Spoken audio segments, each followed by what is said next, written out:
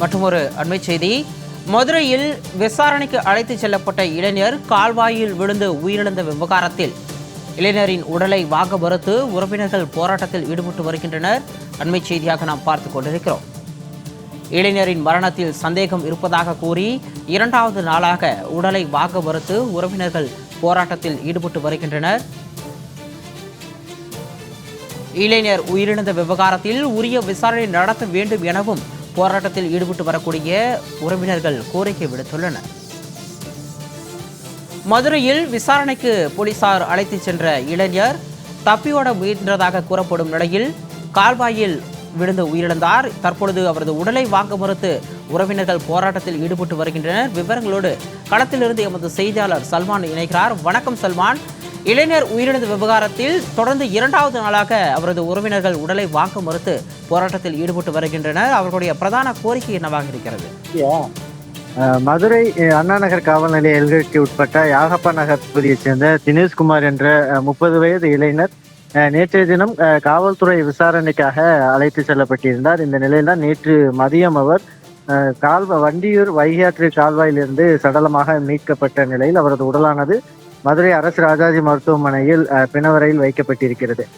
இந்த நிலையில்தான் இதுபோன்று தினேஷ்குமார் விசாரணைக்காக அழைத்து செல்லப்பட்ட நிலையில் சடலமாக மீட்கப்பட்ட விவகாரத்தில் காவல்துறையின் விசாரணையின் பொழுதுதான் உயிரிழந்திருக்கிறார். எனவே என கூறியும் கூட அவர் அந்த விசாரணைக்கு அழைத்து செல்லப்பட்ட காவல்துறையினர் மீது உரிய நடவடிக்கை எடுக்க வேண்டும், அவர்கள் மீது கொலை வழக்கு பதிவு செய்ய வேண்டும் என கூறி நேற்றைய தினம் அண்ணாநகர் காவல் நிலையத்தை முற்றுகையிட்டு அவரது தினேஷ்குமாருடைய குடும்பத்தினர் மற்றும் வழக்கறிஞர்கள் உள்ளிட்ட பல்வேறு அமைப்புகளைச் சேர்ந்தவர்களும் மதியம் 3 மணி முதலாக இரவு 9 மணி வரை தொடர்ந்து சாலை மறியல் போராட்டத்தில் ஈடுபட்டார்கள். இதனை அடுத்தாக காவல்துறையினர் பேச்சுவார்த்தை நடத்திய நிலையில் தற்காலிகமாக நேற்று இரவு போராட்டம் ஒத்திவைக்கப்பட்ட நிலையில் இன்று மீண்டும் 2வது நாளாக தினேஷ்குமாரின் உடலை வாங்க மறுத்து அவர்களோட உறவினர்கள் மற்றும் குடும்பத்தினர் அனைவரும் மதுரை மாவட்ட ஆட்சியர் அலுவலகத்தின் முன்பாக குவிந்து வருகிறார்கள். இதன் காரணமாக மதுரை மாவட்ட ஆட்சியர் அலுவலகத்தில் முன்பாக காவல்துறையினர் பலத்த பாதுகாப்பு பணியில் ஈடுபடுத்தப்பட்டிருக்கிறார்கள்.